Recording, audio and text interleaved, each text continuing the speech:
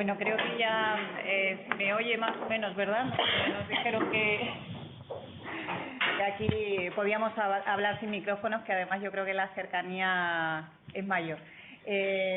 Bueno, buenos días a todo el mundo. Muchísimas gracias por venir. Además, una mañana de trabajo, que bueno, sé que la mayoría de vosotras hablo en femenino, porque creo que en masculino hay un caso, ¿no?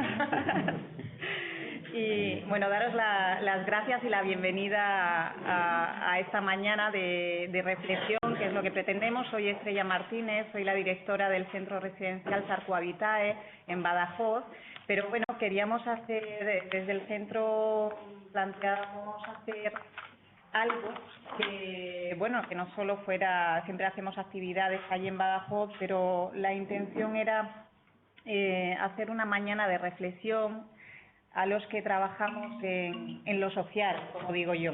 Creo que es un momento que requiere de que el intervencionismo social sea más activo, sea más representativo, y qué mejor que, sobre todo, trabajadores sociales y otras titulaciones semejantes pues puedan debatir y reflexionar sobre lo que nuestra ponente va a explicar. Yo me voy a callar, a mí no me vais a ver más en la mañana, y voy a presentar rápidamente a las personas que están conmigo en la mesa. En primer lugar, a Ángel Martínez, que es coordinador de formación. Por supuesto, agradecer a la UNED pues su disposición a colaborar con la solicitud que le hicimos en este aula tan bonita, tan curiosa, y bueno, su colaboración en la preparativa de toda la mañana. Por otro lado, tenemos a Carmen Núñez como presidenta del Colegio de Trabajo Social, que bueno, imagino que todas conocéis. Agradecerle a ella y por supuesto a Belén Bono, que hemos estado trabajando mano a mano para sacar para adelante la mañana. Agradecerles pues su compañía en todo este proceso. Y por último, bueno, pues mi agradecimiento más sincero a compañera de la casa, doña Dulce Fontanal, nuestra ponente, que además la he hecho venir en domingo, con lo cual desde un viaje largo se lo agradezco muchísimo. Creo que vamos a disfrutar mucho escuchándola. Sin más, paso a don Ángel. Hola, buenos días y bienvenidos a la UNED, a esta sala que, como decía la compañera, para mí es el aula más bonita de todo el centro. Y en principio, pues quien tendría que estar aquí ahora era la directora del centro, pero por circunstancias especiales y particulares no puede estar, y me pidió a mí que viniera a recibiros. Esto, en un principio, desde que el Colegio de Trabajadores Sociales de Badajoz se dirige a la UNED para solicitar la colaboración en esta conferencia, pues la UNED ni se lo plantea, el decir que no. Aunque, pues hasta cierto modo, podríamos decir que no, pero que la UNED no se lo plantea nunca, porque es una colaboración entre una empresa pública o en una institución pública y en una institución privada. Al ser una institución privada, pues se podría poner algún reparo, pero la UNED en este caso no pone reparos nunca. Por lo tanto, es bienvenida, y es bienvenida porque la UNED, como os decía, no se puede cerrar nunca a que se transmita cultura, a que se forme a la gente, porque es una institución de formación principalmente. Aparte de esto, pues la UNED, dentro de los distintos grados que imparte, prácticamente imparte todos los relacionados con la educación o las ciencias sociosanitarias, que es donde se encuadra la conferencia de hoy. Por lo tanto, una razón más para no decir que no. Y aparte de esto, pues una razón más todavía es que los alumnos, tanto de educación social como de trabajo social, como de pedagogía o de psicología, pueden aprovecharse de ellas para su formación. Por lo tanto, pues creo que la UNED no tenía, ni tiene, ni tendrá, porque creo que si más veces tiene que colaborar con vosotros, en este caso no va a decir que no, pues no tiene ninguna razón para decir que no. Por lo tanto, os deseamos que paséis una jornada agradable, que os sintáis cómodos, que saquéis mucho provecho y que al final, bueno, pues podáis decir, merece la pena. Y sin nada más, os dejo con Estrella, que es quien va... Carmen. Con Carmen, que es quien va a dirigir prácticamente toda esta sesión de trabajo. Hola, buenos días a todas, compañeras. Yo quiero empezar, por supuesto, agradeciendo, como siempre, los retos que nos pone encima de la mesa Estrella. No, lo digo en serio. A mí los retos me gusta además tener la oportunidad de colaborar en todo lo que podemos hacer por el trabajo social y por las compañeras, y sobre todo con cuestiones tan interesantes como la que planteamos hoy encima de la mesa, que aparte de ser una jornada de formación y reciclaje, que siempre está bien, a mí me ha gustado mucho por el modelo, ¿no? por el formato, y también pues por el formato de lo que nos va a contar luego en Dulce o Maruja. Sí, lo que creas. Maruja, ¿no? Creo que va a abordar temas muy interesantes, que la contextualización que ha hecho es estupenda y que además va a ser muy amplia en cuanto a contenidos y en cuanto a la sistematización que va a hacer. Me encantó el planteamiento, ¿no? Y me encantó, como siempre, que el colegio pudiera tener la oportunidad de participar en algo para vosotros, ¿no? Que también es nuestra razón de ser. Yo quiero también agradecer, como no, la colaboración siempre de la UNED, porque no es la primera vez que lo ponemos en un brete de este tipo. Hemos colaborado ya con ellos en otras ocasiones, algunas de vosotras habéis estado en cuanto a jornadas que hemos montado pues por el tema de renta básica, leyes de servicios sociales, y la verdad es que la colaboración ha sido siempre excelente. Así que gracias a la UNED por compartir y por darnos la oportunidad de estar aquí cada vez que lo pedimos. Yo no quiero ocupar mucho más tiempo porque entiendo que hemos venido todos a escuchar a Dulce o a Maruja, y me toca la tesitura de presentarla, pero después de haber estado compartiendo con ella un ratito antes de empezar, se me hace todavía más complicado. Porque aparte de que me ha parecido una persona encantadora, que creo que vamos a aprender solo con escucharla, porque por la experiencia y por cómo plantea, cómo argumenta, me encanta, pues tiene una experiencia y una trayectoria extensísima. Ella es trabajadora social, pero me vais a permitir que lea los otros títulos porque yo he alucinado. Sí, hace falta que no me hace falta.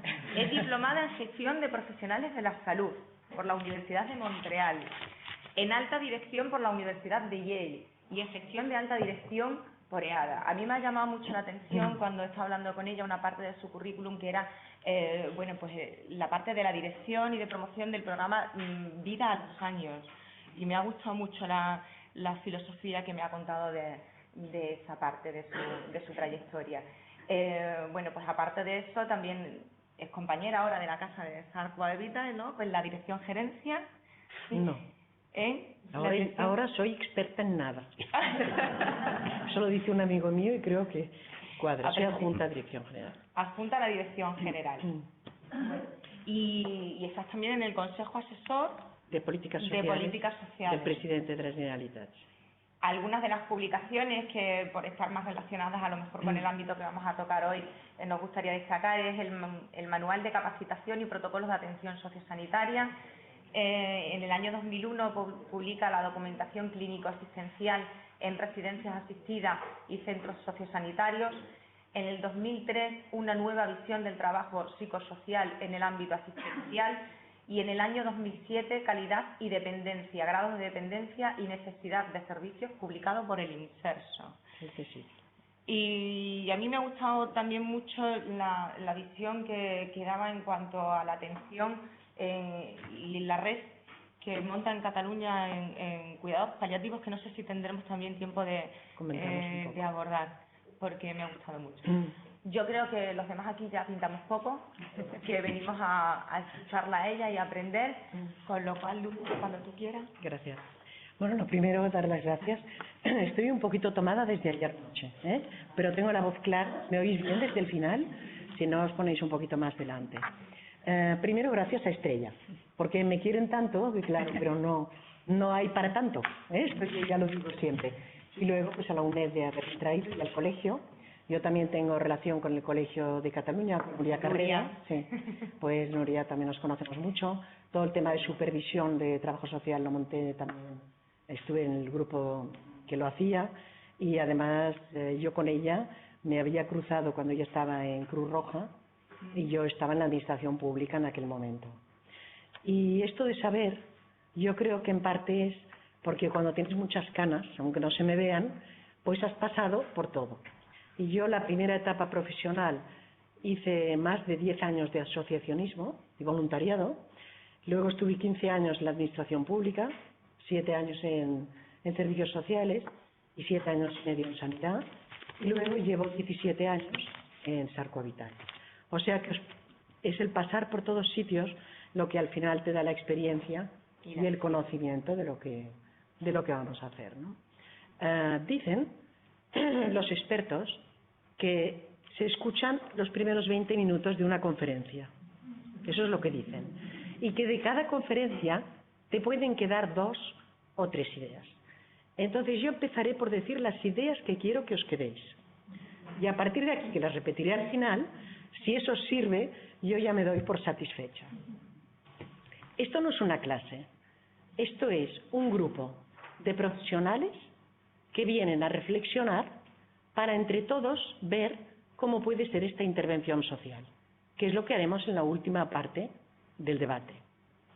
Por lo tanto, la primera parte la dedicaremos a la reflexión, la primera hora, de dónde vamos a trabajar, qué nos encontraremos, todo esto.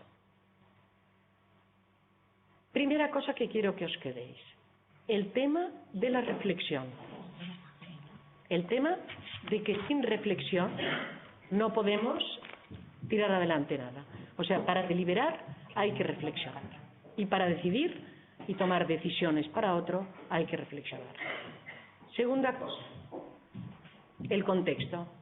Si nosotros no sabemos el contexto en el que nosotros tenemos que trabajar, nunca trabajaremos bien. O sea que, primero de todo, tenemos que conocer el contexto donde estamos. Tercera cosa, la dejaré con una pregunta. ¿Por qué necesitamos la ética? Esto quedará como una pregunta y luego ya la contestaréis. Y la última cosa es que hablaremos también de, en nuestro trabajo tenemos valores. Yo dejaré encima de la mesa 3 valores que me parecen necesarios para la intervención del futuro. El primer valor es escuchar, el segundo valor es acompañar y el tercer valor es compartir. ¿No?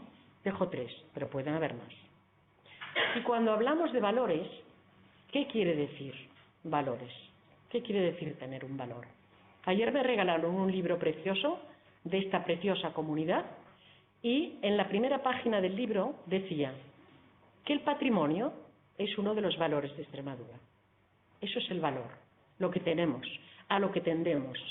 Pero para conservar este valor hay una acción, que también el libro decía que tenían sus dificultades en esto. Esta acción, la conservación, que sería la acción, sería la virtud de este valor en este caso. Por lo tanto, el valor es aquello a lo que nosotros queremos tender. Por ejemplo, el derecho a la educación, que puede ser un valor. O, por ejemplo, el entusiasmo, que puede ser un valor. Para conseguir un valor, José Antonio María dice que hay que tener unas normas para seguir algo, un método. Y luego dice, corresponde a unos deberes. Esos deberes corresponden para conseguir ese valor.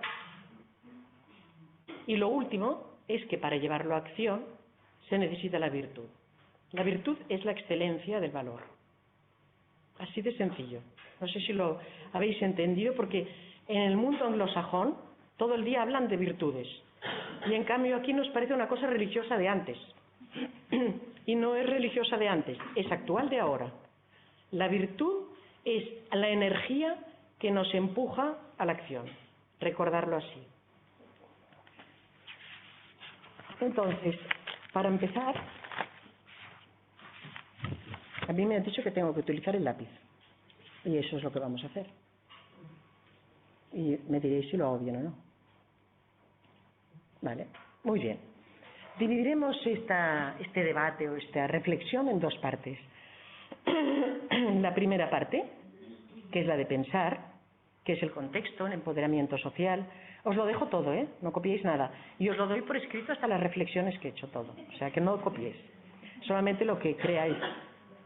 La primera parte, pensar, que sería el contexto, el empoderamiento social y los planteamientos éticos. En la segunda parte hablaremos de las nuevas perspectivas de la intervención social, del trabajo comunitario, que es el futuro, de la dependencia y servicios, porque es mi desviación profesional, y algo tengo que decir de esto, y luego pues haré una recomendación de la bibliografía muy cortita y os explicaré el porqué. Entonces, en la primera, en esta parte del contexto social, en la bibliografía que os recomiendo a Jorge Wackersberg, que es un físico, que es el que ha hecho el Museo de la Ciencia de la Caixa y que ha hecho 4 o 5 museos de la ciencia en el mundo entero, en todos sitios. Y tiene unos libros que son sencillos, pero que ayudan a reflexionar y a pensar. Y él dice que para investigar hay 2 métodos que se puede utilizar cualquier de ellos. Uno es buscar respuestas. Si hablamos del universo, podemos buscar respuestas de cómo empezó. El otro método, que es un poquito el que tendríamos que hacer hoy, es el hacerse preguntas de por qué nos está pasando esto. Y al hacerse la pregunta, a lo mejor encuentras también la respuesta. Por lo tanto, hay 2 formas para un método. Hoy utilizaremos el método de hacernos las preguntas para nosotros. Entonces, en el contexto actual, ¿por qué hablo del contexto actual? Porque el entorno es lo más importante que tiene un ser vivo, lo que tenemos alrededor. Es igual que sea una flor, si no tiene lluvia, no crecerá. Es igual que sea un animal, si no tiene que comer, tampoco podrá vivir. Y la persona vive no solamente por su genética, sino por el entorno que tiene, cómo trabaja para él o cómo lo cuida. Por lo tanto, el entorno es lo más importante para un ser vivo. Y por eso hablaremos un poco del entorno. Hablaremos del empoderamiento social también, porque me parece que en el futuro trabajaréis con todo el tema de empoderamiento de los ciudadanos y de los profesionales. Por lo tanto, aquí hay que hacer una reflexión y hay que pensar. Y por último, hablaré de planteamientos éticos, porque para mí yo no veo otra forma de vivir, sino es con unos planteamientos éticos. Y por eso siempre que hablo, pues me refiero también a la parte de la ética.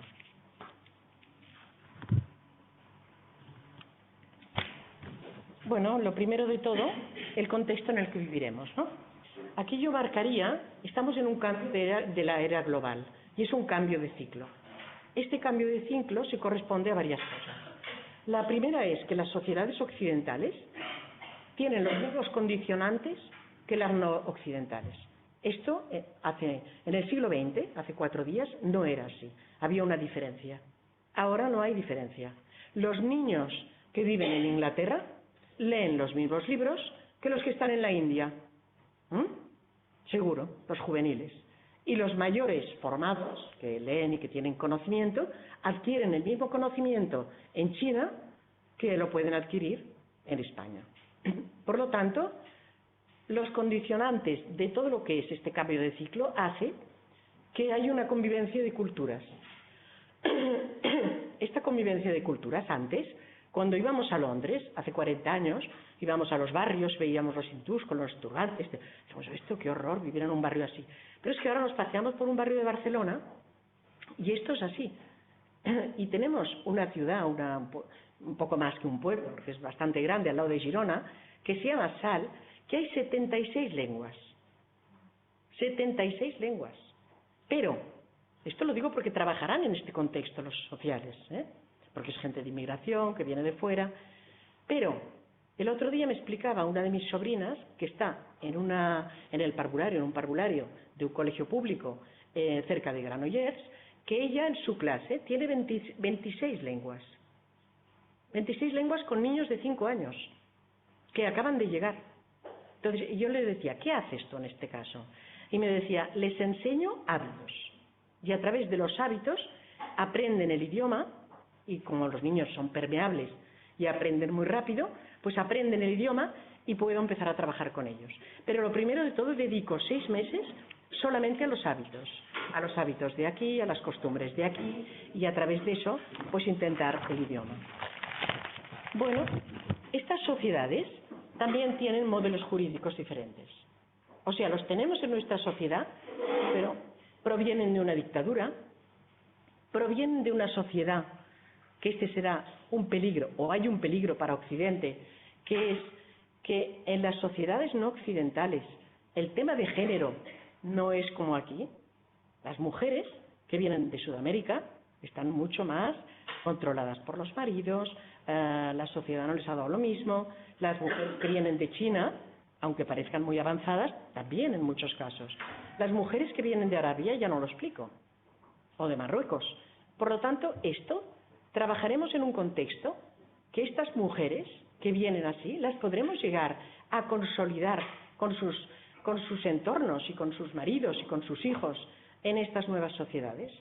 Recuerdo que hace años, en una de nuestras residencias, no sé si Mercedes se acuerda, tuvimos un marroquí, un chico joven, que venía con su madre, que le dimos trabajo, y le quisimos dar trabajo a él.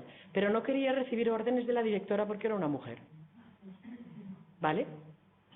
Entonces, estas sociedades serán donde nosotros vamos a trabajar. O sea que, por un lado, tenemos unos estados jurídicos muy diferentes, tenemos gente que nos viene y que hace sociedades, pues multiétnicas, multireligiosas, religiones diferentes, formas de ver la vida diferentes, culturas diferentes, que los tendremos conviviendo con la nuestra y con nosotros. Y por otro lado, esta gente, cuando están fuera, estamos todos en el mismo plano. También tendrán terrorismo, también tienen problemas económicos, la prima de riesgo, todo esto lo tienen también. Por lo tanto, esto tenemos que aprender a convivir. Ahí estoy yo, ha pedido poco. No. Siguiente problema con el que vosotros trabajaréis. La situación del mercado laboral. La deslocalización del trabajo que cierra en industrias, el tema del empleo industrial, que prácticamente, no digo que se haya liquidado, pero que está realmente muy empobrecido y que tenemos que ver, y la disminución del empleo público. Este será un espacio donde vosotros tendréis que trabajar.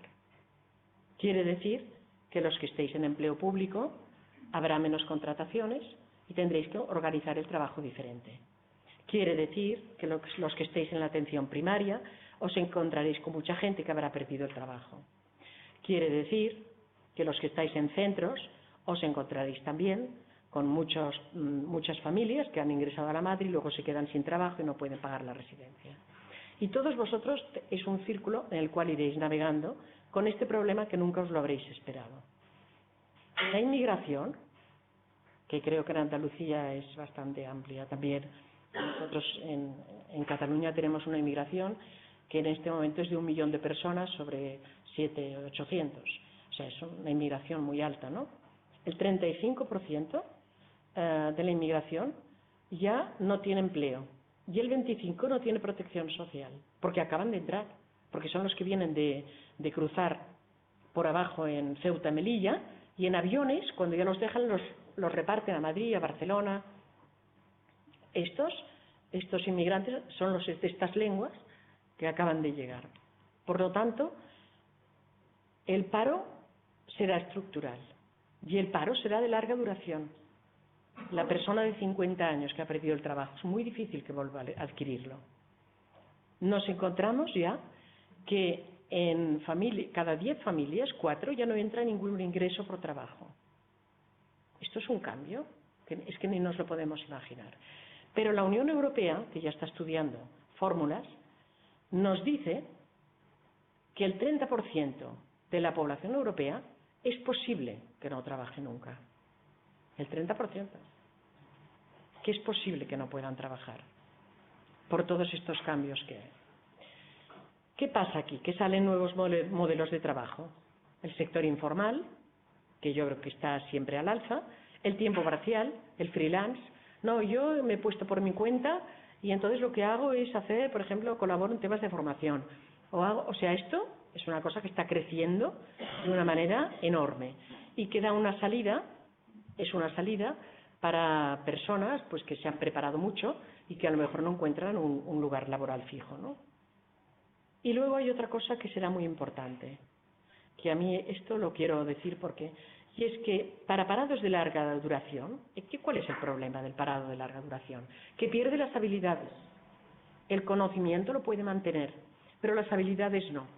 Por lo tanto, por si acaso encontrara trabajo, tendríamos que intentar, en cualquier caso, que él no perdiera sus habilidades. Ya ves que no subrayo nada, pero es porque se me olvida, ¿eh? A ver si ahora me pongo, yo hago alguna cosa de estas más modernas, ¿no? Bueno, y aquí llegamos al estado del bienestar, que es los logros que nosotros hemos conseguido, ¿no? Y este estado de bienestar, que yo digo que tiene 40 años, pero el otro día había un profesor de SADE que decía que tiene 33, no sé por qué el número de 33, él lo acortó, yo lo doy un poco más largo, pero 33 años, contar que yo hace 45 que trabajo. 33 años no es nada. O sea, quiere decir, y esto yo lo explico porque yo he trabajado cuando la sanidad no era pública. Había la beneficencia y la sanidad del que trabajaba, pero el otro no tenía derecho a la sanidad. Es que ahora no nos acordamos de lo que era esto. Pero hace 33 años, es que esto no es nada. ¿Qué pasa? Que los demás países que llevaban el estado del bienestar y en el año 75, 80 empezaron a hacer las reformas, nosotros empezábamos el estado del bienestar cuando ellos hacían las reformas. O sea que nos hemos quedado casi en la puerta, o entrando en algunas cosas, pero no hemos podido entrar del todo. ¿Qué pasa? Que la sanidad que arrasa, porque la salud es lo más importante para la población, la sanidad ha entrado del todo. La sanidad sí que entra, porque la sanidad es lo primero. ¿Qué pasa? Que la educación, yo creo que en España tenemos una buena educación pública, como la sanidad, y también ha entrado. Pero los servicios sociales que fueron posteriores y que se veían como una cosa que venía de la beneficencia, que no estaba tan profesionalizada, que era nueva, que la gente no sabía, que todos empezábamos, ¿no? Pues eso ha quedado más para acabar de hacer. No quiere decir que no esté hecho, pero tenemos que hacer algo más para consolidarlo.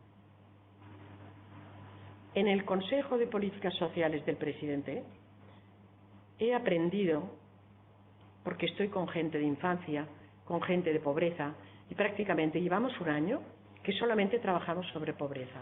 Temas sobre pobreza, qué se puede hacer, o sea, el tema de la pobreza es lo que más nos preocupa, ¿no?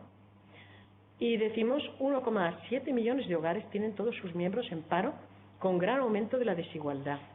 Y en el 2012, 2.200.000 niños eran pobres. Es que es muy gordo. Y ayer en la televisión dijeron que en España hay 3 millones de familias de gran pobreza. Es que es una barbaridad. O sea, es que esto ya nos plantea el cómo vamos a trabajar, el qué haremos diferente, cómo lo haremos. Segunda cosa, dentro de estos pocos recursos que tendremos. El modelo sanitario tiene 3 retos. El primero, la prevención, que no se ha hecho hasta ahora, se ha empezado a hacer. ¿Por qué? Porque si prevenimos bien, gastaremos menos después. La gente vivirá mejor, tendrá más calidad de vida y será más sostenible. La segunda cosa, que sí que se preveía, pero no sé si han puesto los medios o no, es el impacto de la cronicidad. Vosotros ya sabéis que se ha hecho a nivel de ministerio y en todas las comunidades autónomas lo que es la estrategia del paciente crónico, porque es tan gordo el tema del paciente crónico, lo que viene de futuro, que ahí pues realmente hay que ver dónde se pondrá este presupuesto sanitario, si en la parte más hospitalaria o en la parte más de crónicos, y todavía no está resuelto, porque el presupuesto será el mismo, lo que será diferente es la forma de repartirlo. O sea que aquí es algo que tenemos que saber que trabajaremos. Y el otro es, ¿qué pasará con estos avances genéticos que son muy caros además y que necesitan una buena financiación? Y aquí tenemos ejemplos. Por ejemplo, el tema este de ahora de la hepatitis C. ¿Qué ha pasado? Claro, la gente cuando sale algo quiere vivir, y quiere vivir bien, en buenas condiciones, cueste lo que cueste. Por lo tanto, estos son retos que no están solucionados y que vosotros trabajaréis en el contexto y tendréis que solucionar algo de lo que hay. No en el nivel más alto, pero sí en el más bajo, en la base.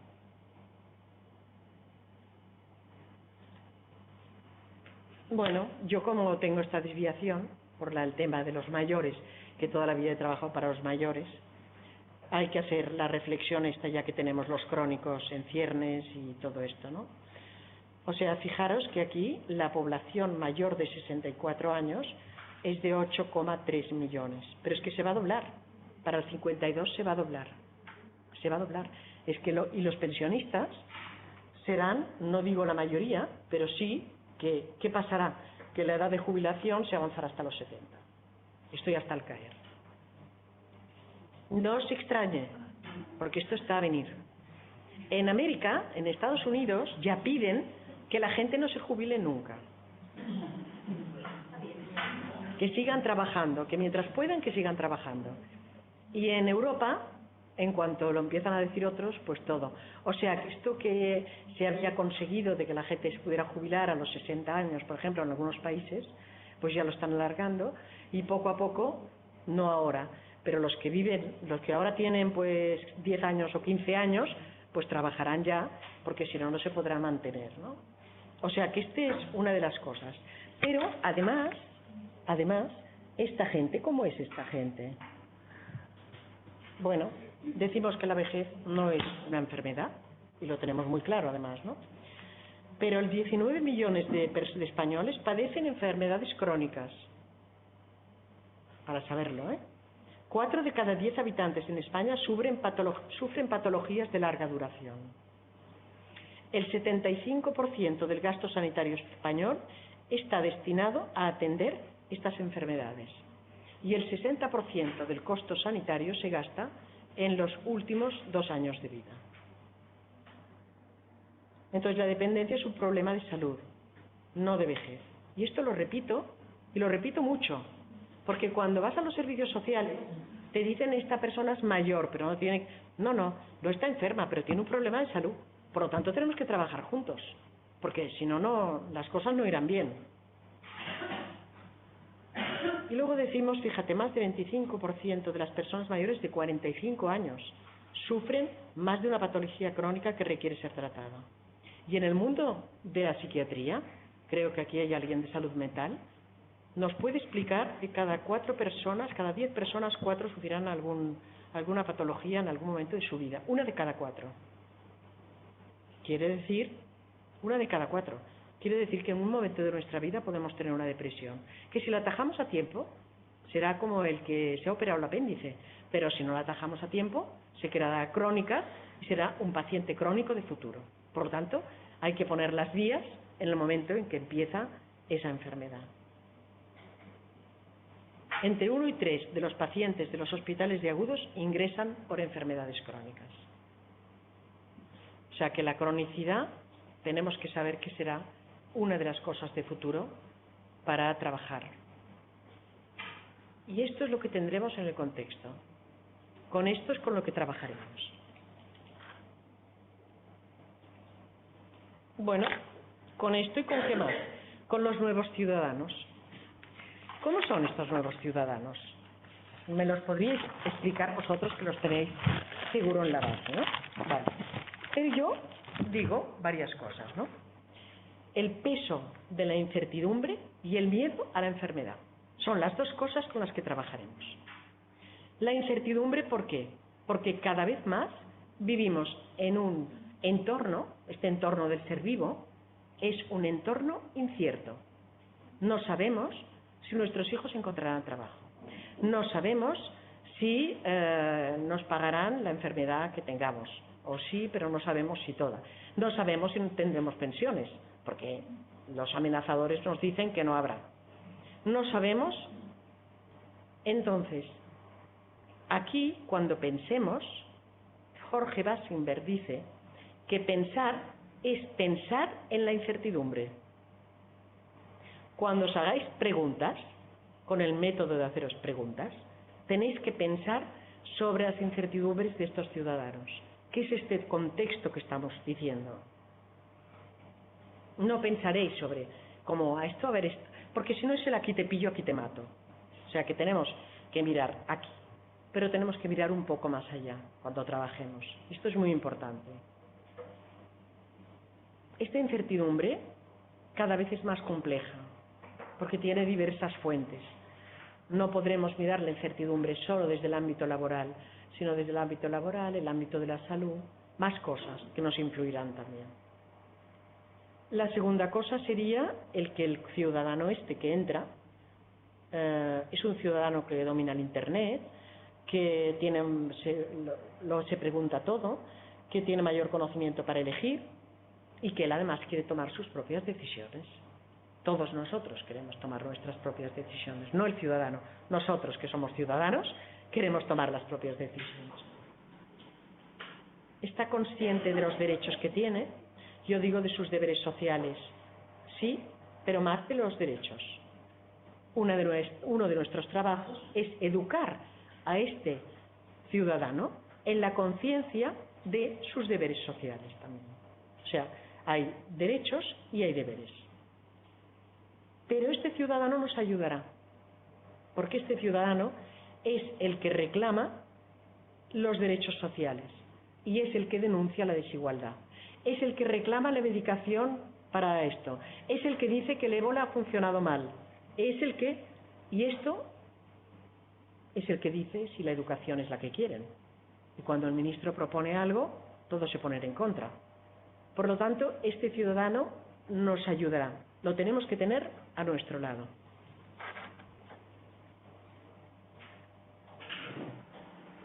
Hay una cosa que a ver si es fácil que la entendáis, porque es a mí, pero que es para pensar, ¿no? Es para mejorar la acción, ¿no? A ver, decimos complejidad más anticipación. Complejidad más anticipación es igual a incertidumbre, que es esta complejidad que tenemos que pensar, más acción, que es lo que tenemos que hacer anticipándonos. Si nosotros conseguimos anticiparnos, siempre mejoraremos la incertidumbre y lo que pasa. Y esto, el ejemplo os lo puedo poner muy fácil con los niños, ¿no? Si tú ves un problema con uno de los niños de tus hijos, y te anticipas al problema, posiblemente llegarás a tiempo antes que no si no te has anticipado. La incertidumbre en este caso sería el problema que vemos en el niño y que no sabemos cómo resolverlo. La acción es aquella acción que ejecutaremos, ¿no? Pero con anticipación controlamos la incertidumbre. ¿Bien? Es un poco complicado esto, pero son formas. Todo es, fijaros que todo es para pensar, para que pensemos, ¿eh? A ver cómo voy. Bueno, no lo he pasado, ¿ves? Es que lo hago flojito ya, ¿no? Bueno, estos son. También trabajaremos con los foros de organizaciones civiles, que será nuestra sociedad. Supongo que todos vosotros, los que estáis en la atención primaria, ya trabajáis con las asociaciones, con el voluntariado, con lo que sea. Los que estáis en hospitales, debéis trabajar con los foros de pacientes. Los que estáis en centros sociosanitarios o en residencias, con las asociaciones de Alzheimer. O sea que los foros serán aliados por un lado y por otro lado son lobbies. Con lo cual tenemos que tener mucho cuidado de que no nos dominen a nosotros, sino que seamos nosotros que también podamos decir estos son nuestros límites, nosotros hasta aquí podemos jugar, lo otro no. Tenemos que conocer muy bien los foros con los que trabajamos o con los que podríamos trabajar que nos pueden ayudar. Estos foros, hasta ahora, en los consejos, no sé si aquí tenéis el Consejo Social de Servicios Sociales, antes, o el Comité de Ética de Servicios Sociales en Cataluña, que yo también estoy, estos foros antes no participaban, ahora son un peso porque dicen lo que quieren. ahora. Y en el futuro será más. Por lo tanto, tenemos que saber también aprender a cómo dirigir estos foros o a cómo participar con ellos orientándolos bien. Y luego trabajaréis con plataformas puntuales, pues los desahucios, el ébola, muchas cosas, ¿eh? O sea, os irán saliendo. Y estas plataformas o comisiones específicas, bueno, son muy potentes y pueden conseguir muchas cosas. Por lo tanto, no estáis solos, pero al mismo tiempo que no estáis solos, tenéis que saber cómo dirigirlos. Y yo pongo al final, yo he trabajado muchísimos años en voluntariado y todavía trabajo. La fuerza del voluntariado, ¿no? Es un elemento de participación para utilizar. En la persona se encuentra este ciudadano que trabaja con cosas de voluntariado, adquiere un beneficio moral para él, y creo que es algo con lo que se tiene que contar como una fuerza muy importante del futuro, cada vez más importante. Bueno, y ahora vamos a otra cosa que yo no sé si tendréis preguntas, que yo no lo he dicho, pero al final vosotros en los 3/4 de hora que dejaremos al final para preguntar podemos hacer el debate de lo que queráis. Y los que escuchan por vídeo, por la web, si queréis enviar preguntas ya vía web, las recogeremos y también intentaremos contestarlas. El empoderamiento social y el trabajo cívico. Una nueva forma de trabajo no convencional. Aquí trabajaréis muchos. Primera cosa, y lo dejo con una pregunta, pero nosotros lo estamos discutiendo en el Consejo de Políticas Sociales y en Europa también se está mirando. ¿Podríamos transformar la renta mínima de inserción en lo que sería una renta garantizada de ciudadanía con un compromiso comunitario? ¿Podríamos dignificar la renta que reciben esas familias a cambio de que hagan algo por la sociedad? ¿Podríamos hacer que se sintieran mejor porque ellos colaboran y no lo reciben porque sí? ¿Podríamos hacer que todas las subvenciones y todos los derechos y todo lo que se da se juntaran en uno solo y no que cuando les dan la ayuda de la vivienda se lo reduzcan de la otra, con lo cual se quedan con 300 euros para comer porque les han dado la ayuda de la vivienda? ¿Podríamos? Seguro que vosotros me podríais explicar muchos más. Tenemos que dirigirnos hacia ello. Porque la persona que ya no ingresa ningún salario en su casa y a lo mejor tiene niños, de alguna manera tenemos que hacer para que vivan dignamente. ¿Cómo lo podemos hacer esto? Entonces, aquí tenemos mucho a pensar nosotros. Y vosotros diréis, oye, esto, todavía lo decimos nosotros también, oye, esto, pero a medida que la gente habla y el pueblo habla, cada vez se mira más. Esto ahora he oído una discusión en el Parlamento allá, ¿eh? ¿Por qué? Porque desde la Comisión de Políticas Sociales lo hemos llevado al Parlamento y nos lo han preguntado. Entonces, ¿será inmediatamente? No, porque yo cuando estaba en la Administración decía, ¿esto lo conseguiremos o no? Digo, bueno, hace un año que vamos, faltan 2 años, pero 3 años para conseguir algo. Es dificilísimo en la Administración conseguir cosas, pero no por eso tenemos que dejarlo. Por lo tanto, yo creo que desde la Unión Europea también nos darán pautas para esto. Financiar trabajo cívico y no desempleo. Vosotros a lo mejor me lo podríais decir también, ¿no? O sea, ¿qué es mejor, no? ¿Qué es mejor? O sea, evitar el riesgo de pobreza, dar dignidad a las personas, hacer que se estén vinculadas, no perder la cohesión social, vincularlos a la sociedad. Y por último, otra cosa que yo creo que también crecerá, que ya ha empezado a crecer, allí por lo menos hay sitios que lo tienen ya desarrollado, que es la oferta de tiempo para la comunidad, que es el intercambio de conocimiento. O sea, que yo puedo dar clases a tu hijo que va retrasado, pero tú eres lampista, arréglame el grifo de casa. No sé si aquí lo hacéis o no. Pero esto es algo, no sé si todavía, allá ya han empezado estos focos de trabajo, ¿eh? O sea, en que los barrios y así en que se puede hacer.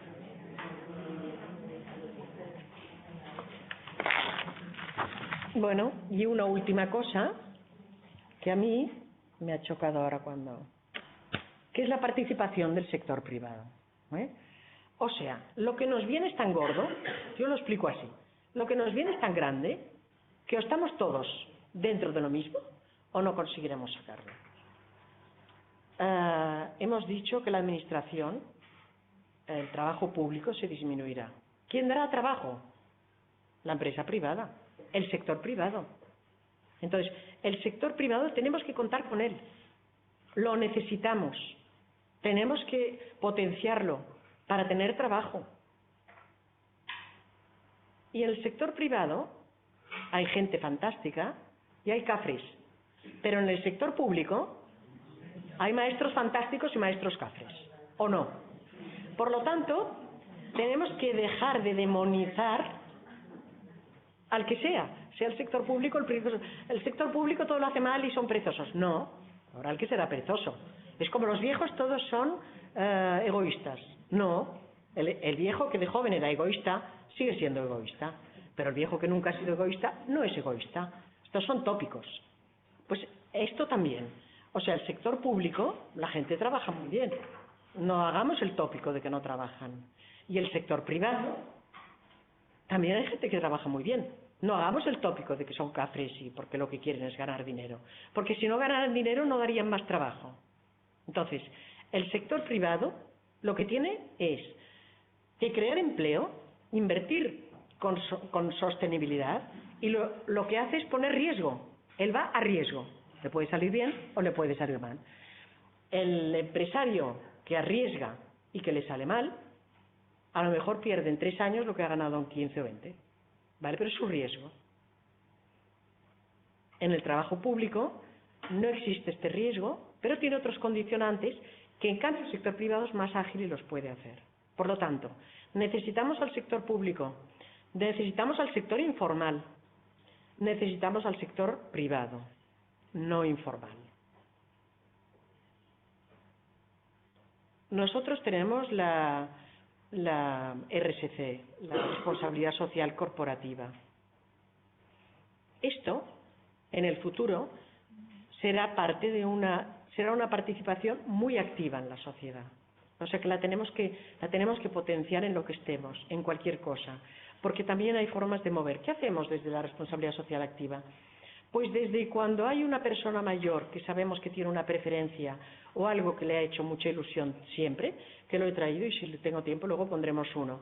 Pues hay un programa nuestro que se llama Soñar para Vivir y aquello que le hace ilusión se lo hacemos hacer. Que puede ser ir a ver el mar, o que puede ser ir a ver un partido de tenis con un primera figura, o que puede ser participar, el que he traído es una tamborinada de estas del País Vasco, pero que él siempre ha ido con aquello. Bueno, pues cada uno, o sea, aquellas cosas que a la persona pues son parte de su vida, le hacen vivir, le ayudan a vivir. Los lobbies económicos, que también los tendremos.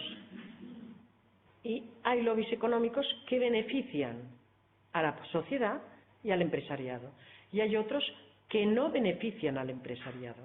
También tenemos que saber distinguirlos, porque también los veremos. Pero jugaremos con ellos. Igual que tenemos los lobbies de los foros sociales, tendremos los lobbies empresariales. Las patronales.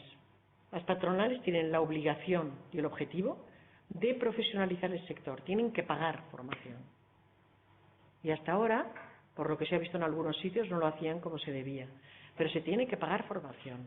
Las patronales tienen que promover la formación y ahí también yo creo que se puede hacer algo.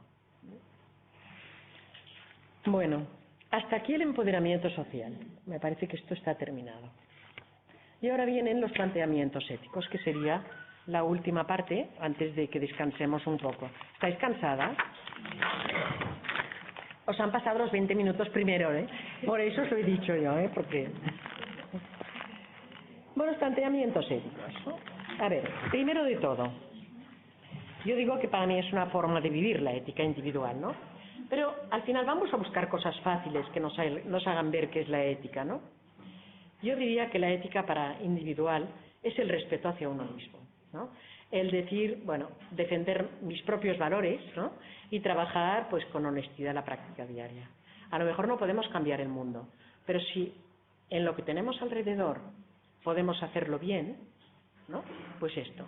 Y en ese trabajo diario podemos hacer la ética de mínimos. La ética de mínimos es lo que es de obligado cumplimiento por derechos humanos, que son los 4 principios: la no maleficencia, la beneficencia, la justicia y la autonomía, y la confidencialidad y la vulnerabilidad, pero principalmente estos 4, ¿no? Vale, esto ya es mucho. Pero la ética de máximos te pide la excelencia. La excelencia es aquello que hacemos, hacerlo lo mejor posible. Esto es la ética individual. Yo digo respeto hacia uno mismo y respeto hacia los otros. Defender sus derechos, defender su dignidad, que es el principio de justicia.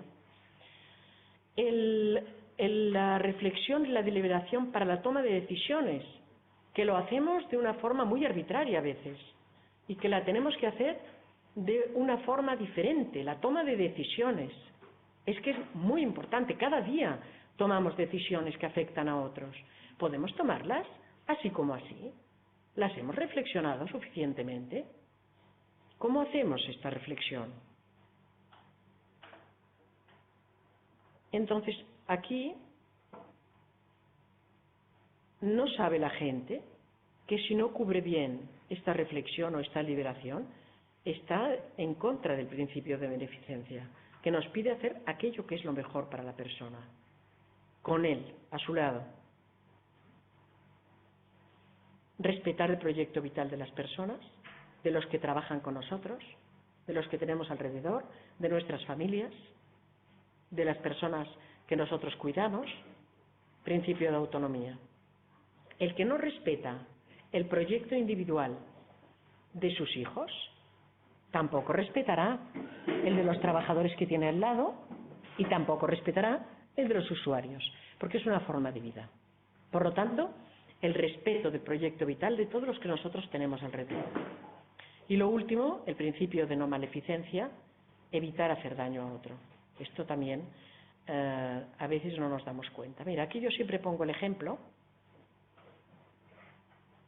En una residencia, yo tenía mi suegra, murió de 100 años y los últimos 5 años se rompió la cadera varias veces y estuvo en una de nuestras residencias. Y yo iba mucho a verla. Y a veces iba a la hora de la comida y entonces, bueno, estaba por allí, comía con ella. Y había un matrimonio, una temporada, que ella a él le empujaba y, ven Ignacio, come esto, tal. Y yo decía, esto es un maltrato. Pero los profesionales, como era su mujer, no se daban cuenta de esto. Y yo digo, esto no se puede hacer, o lo trabajamos que ella, o lo separamos de mesa, o tenemos que analizar. Lo que no puede ser es que dejemos que esta señora empuje al marido, que en silla de ruedas y que ya está tan mal, porque ella se pone nerviosa. Pues si se pone nerviosa hay que comer separados, una por una hora, otra a otra, en misas diferentes, lo que sea. Pero, ¿por qué? Porque es tanta la costumbre de lo que se hace que no percibimos el maltrato. Pero esto tenemos que pensar que muchas veces a nuestro alrededor se da el maltrato. Se da. Porque se hace el bullying en las escuelas. Porque no se percibe que aquel niño al otro lo que le está haciendo y entonces el otro que es del grupo tiene miedo y se hace un grupo y este grupo ya va al grupo contra él y esto es una bola que se va ensanchando, ¿no? Si el primer día vemos y sabemos percibir que hay un niño que hace maltrato a otro, tal vez en ese momento sí que se puede corregir. Por lo tanto, en los planteamientos éticos, primero, la ética individual. Segundo, soy muy tonta. Segundo, la ética en las organizaciones. La ética en las organizaciones. Primero de todo, la definición de valores de una organización. En la que estéis, donde vosotros estéis. ¿Qué valores tenéis? Nosotros hicimos un estudio con 500 trabajadores para que ellos eligieran los valores que ellos querían para la compañía, por ejemplo, ¿no? Y eligieron el respeto, el entusiasmo, la profesionalidad, la calidad y la innovación.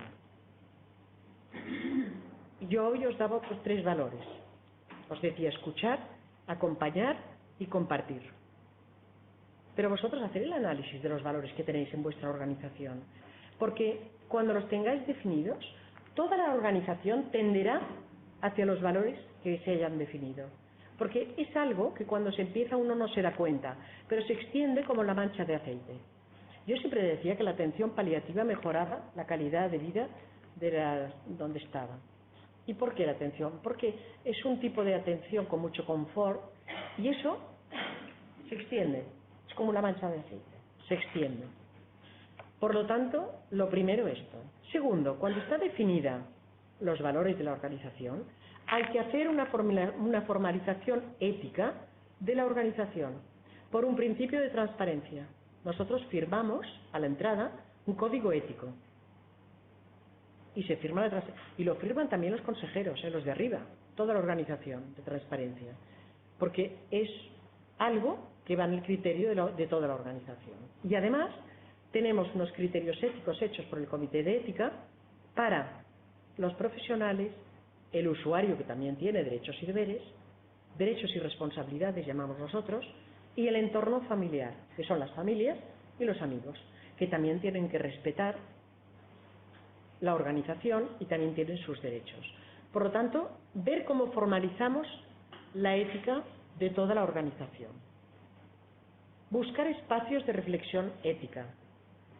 No podemos promover la ética en una organización si no nos sentamos a debatir, a hablar, a pensar, a discutir sobre algo. En Cataluña, desde el Comité de Ética Asistencial de Cataluña, que yo estoy, se han creado los espacios de reflexión ética. Y es que en los grupos pequeños, la gente, 4 o 5 profesionales, está muy pautado todo, y entonces que tengan estos espacios, el qué tienen que hacer, cómo se tienen que formar, un poco todo esto. Pero les falta, o nos falta, conseguir la animación de los foros, que es lo más difícil.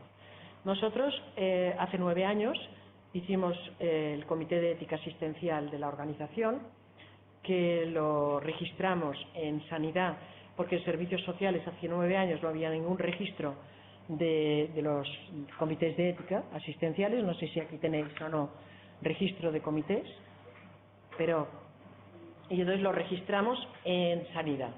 Después se hizo el de Servicios Sociales, que ahora ya se podría registrar, pero como ya estamos registrados allá, ¿qué tenemos en este foro ético? Una vez al mes nos reunimos 3 horas, gente de todas las comunidades autónomas, de 15 personas de diferentes comunidades, médicos, trabajadores sociales, enfermeras, psicólogos, me parece que hay psicólogos, no sé si hay otra de esto. Y hay un presidente, que es Francesc Torralba, que es un presidente un catedrático de ética, hay un jurista, para tener un jurista allí en el comité, y estoy yo también para dirigir un poco los proyectos, y luego pues todos los demás. Y desde allí hacemos todo lo que es la parte de transmisión de la ética hacia abajo, ¿no?, para que esto realmente se vaya fortaleciendo cada vez más. Y también hemos publicado, que yo los he traído el libro este, que lo tenéis en la web, La virtud del cuidar, ética para profesionales de la salud. Hicimos una encuesta abierta a 500 personas, profesionales, familias y usuarios, de cómo querían ser cuidados. Y todos daban por hecho que los íbamos a cuidar bien, no os lo perdáis, todos. No había ninguno que no. Y entonces las virtudes que salieron, de lo que ellos piden, es que claro, cuando lo ves, porque yo pensaba, no sé, que pedirían que les hiciéramos, no sé, cualquier cosa. No. O sea, 500 encuestas, para todos. Lo que salió es respeto, amabilidad, alegría, paciencia, comprensión, responsabilidad y escucha. Y un poco menos, pero también la confianza, la empatía, la veracidad, la confidencialidad, la tolerancia, la prudencia y la humildad. Esto es lo que nos pidieron. Pensemos, O sea que la gente lo que quiere no es el mínimo, es el máximo. No es la ética de mínimos, es la de máximo. Bueno, desde el Comité de Ética, ahora estamos haciendo una cosa que la vamos a publicar ya, que es la escala de competencia. Nos encontrábamos que los profesionales nos enviaban muchos casos preguntándonos si la persona no es competente para hacer algo. Entonces nosotros somos partidarios de que se evite lo que es el que a la gente le quiten los derechos de, ¿cómo se llama, Mercedes? Que ahora se me ha quitado la palabra. El que la gente que no puede decidir algo, el juez le quite la incapacidad. Bueno, entonces, exacto. Entonces, para evitar esto que hemos hecho, una escala para saber si la persona es competente para aquello que va a hacer, sea el decidir sobre una operación, sea decidir sobre la economía. Puede haber alguien que pueda decidir sobre su salud, pero no sobre su economía, o al revés. Entonces, hemos hecho la escala ética esta, la hemos validado con la universidad, lo hemos hecho con la Universidad Gimbernat de la Universidad de Barcelona, y está para publicarse ya. Pues esto lo hacemos desde el Comité de Ética. Hemos hecho los libros, los guías de buenas prácticas, y ahora acabamos de hacer la crisis de sentido en el atardecer de la vida. ¿Lo tenéis o no? Este también debe estar en la web, ¿eh? O sea, las personas nos preguntaban mucho entre los dilemas que nos hacían, era que la gente no quería vivir al final. La gente, no sé si os ha pasado a vosotros, no es un tanto por ciento muy alto, pero bueno, claro, a los profesionales les preocupa mucho. Y entonces hemos hecho un documento sobre la crisis de sentido en el atardecer de la vida. Reflexiones para profesionales asistenciales. Y os lo recomiendo porque para nosotros es precioso. Y para nuestros padres también. Los que tengáis padres, bueno. Y luego el buscar que la formación de los profesionales y dar al trabajo un enfoque ético. O sea, las organizaciones, enfoque ético. Os quedan 10 minutos solo, ¿eh? Paciencia. Lo siguiente es la ética en la construcción social.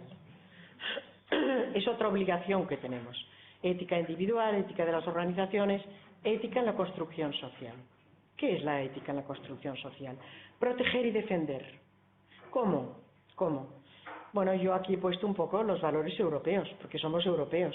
La defensa de los derechos humanos, la igualdad, la igualdad de género. A mí me preocupa mucho la igualdad de género. Nunca he sido feminista, pero siempre he luchado por la igualdad de género, porque me parece muy injusta, la verdad es esta. Y me preocupa el que las nuevas sociedades, con esta inmersión de gente de otras latitudes, se nos estropee lo poco que hemos conseguido, que ha sido muy duro pensar que yo en el año 88, en los consejos de sanitarios, estaba yo sola. Y en las universidades debía ser lo mismo, ahora no. Es que esto ha sido durísimo, porque nuestra forma de pensar y de transmitir es diferente de la de los varones. Y entonces, que ellos entiendan la nuestra, si no hay 4 o 5 que son como nosotros, pues claro, aquello es difícil y complicado, ¿no? Por lo tanto, bueno, los derechos humanos, la libertad, el respeto a la libertad del otro. Yo veo muy importante la tolerancia a la diversidad. Cada vez tenemos que ser más tolerantes. Tolerantes no quiere decir no tener límites, ¿eh?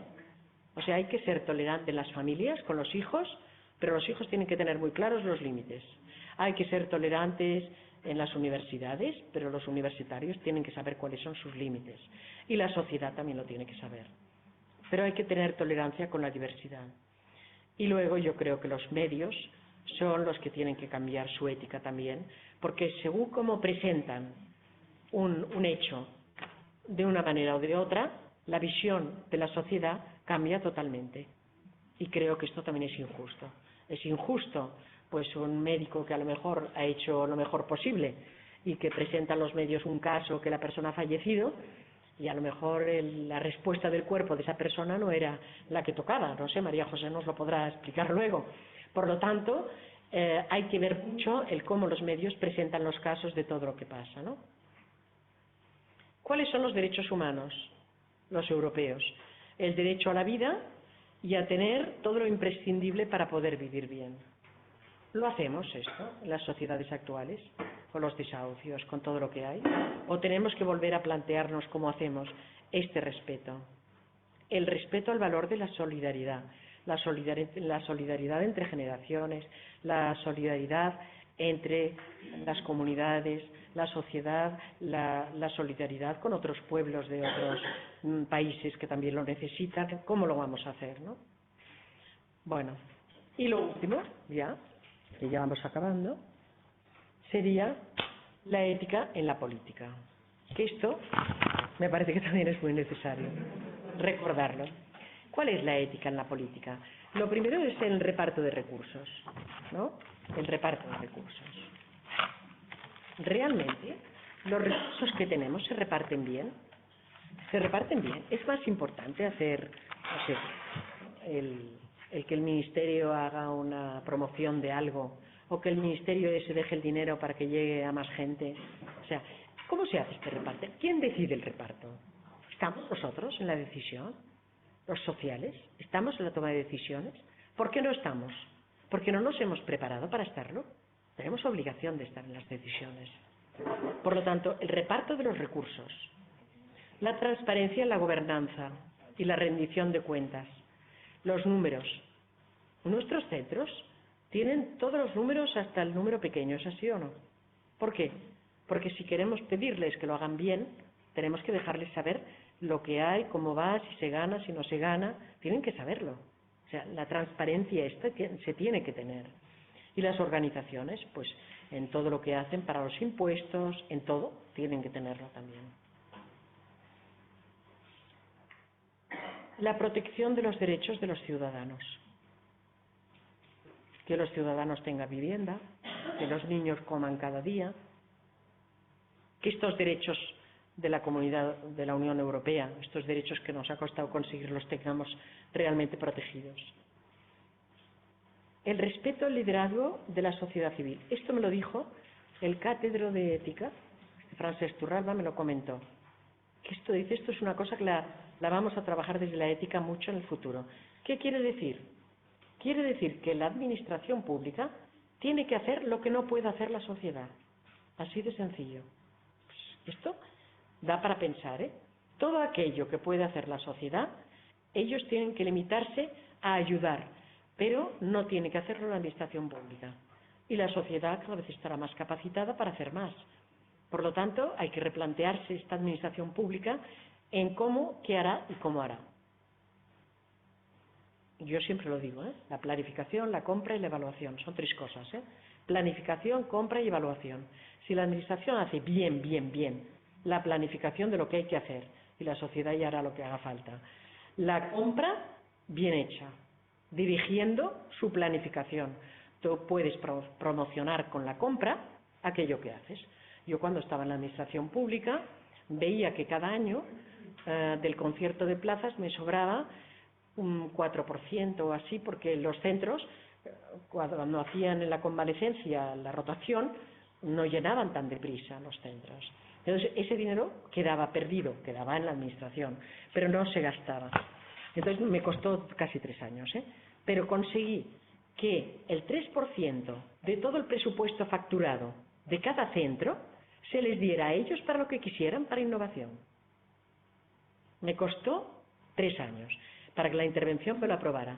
Pero todavía en este momento en Cataluña tenemos un 3% de toda la facturación del año de ese centro con unos objetivos de calidad de la administración, pero los objetivos son de calidad. Pero ellos lo dedican a cambiar las camas de un centro, a poner más informática, a llevar a la gente a congresos, a lo que ellos quieran. Es mucho, ¿eh? Por lo tanto, ver cómo podemos hacer esto. Y luego, para mí, no, lo digo siempre, es que la lucha contra la corrupción. Supongo que esto lo tenemos todos claro, ¿no? Bueno, y entonces yo aquí he traído, ahora son las 11:15 que me han dicho que era la hora del café. Hemos llegado justos. Pero os he traído el de Diego Gracia, que me parece que es un poco el árbol de decisiones, ¿no? Que todos los de la ética lo sabéis, ¿no? Nosotros habíamos traído para hacer un role-playing, pero no tenemos tiempo, ¿eh? Entonces, pero sí que por lo menos el decir cuáles son los puntos importantes, ¿no? Primero, cuando decidimos algo, hay que presentar el caso. Y el caso de lo que vayamos a decidir tiene que tener todas las visiones, no una sola. Si es de la dependencia, Tiene que tener la visión médica, la visión social, la de enfermería, la del psicólogo. Ese caso tiene que aportarse desde diferentes puntos de vista. En segundo lugar, tiene que haber una discusión. La discusión desde los diferentes puntos de vista. ¿Cómo discutiremos, no? En tercer lugar, estamos discutiendo algo porque hay un dilema ético. Esta persona se niega a comer. ¿Qué hago? No sabemos cómo hacerlo. Hemos hecho esto, hemos hecho aquello. ¿Vale? Y entonces identificas las posibilidades, los cursos de acción posibles. Podemos hablar con la familia. Podemos llevarlo al hospital. Podemos hablar con él y hacer tal intervención. Podemos dejarlo, porque él lo que quiere y que no sufra, porque esta persona no quiere vivir más. Tiene el derecho de autonomía de no querer comer, porque le tenemos que forzar a comer. O sea que esto no pensamos, pero también. Yo recuerdo, lo explicaré luego por esto, pero me comentaban que había una persona mayor que tuvo un accidente vascular cerebral y quedó en silla de ruedas, y entonces los profesionales, cuando hacían el árbol de decisiones, todos miraban para que caminara, a ver qué iban a hacer para que pudiera caminar y para que no sé cuántos, tal, ¿no? Y entonces una de las, me parece que era la psicóloga, dijo, alto, preguntémosle a él, porque él lo que quiere es leer, no quiere caminar, quiere leer. Pues esto tiene que estar claro cuando se toma una decisión. Por lo tanto, hay que saber todas las visiones de todos y entonces decir aquello que es el curso óptimo y la decisión final.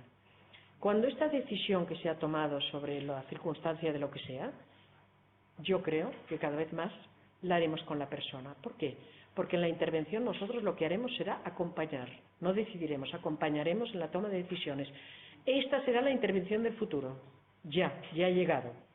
Por lo tanto, el acompañamiento, o sea, saber aquella persona que realmente, aquello que quiere para ella, para el tiempo de vida que tenga.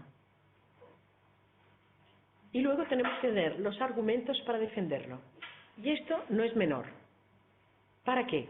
Para defenderlo delante de la familia, para defenderlo delante de la sociedad si hay una reclamación, para defenderlo delante del usuario, del ciudadano, para decirle, mire, nosotros pensamos esto, usted piensa esto otro, pero usted ha valorado la posibilidad de que si hacemos tal cosa también pueda tener tal otra. O sea, ¿cómo le presentamos esto? Y aquí me quedo yo. Las preguntas, si queréis una urgente, la podemos hacer ahora. Y si no, nos vamos a tomar el café y después seguiremos. Vamos a tomar el café. Yo estaré por fuera y podéis preguntarme lo que queráis. Y los que estáis en la web podéis hacer preguntas sobre lo que queráis.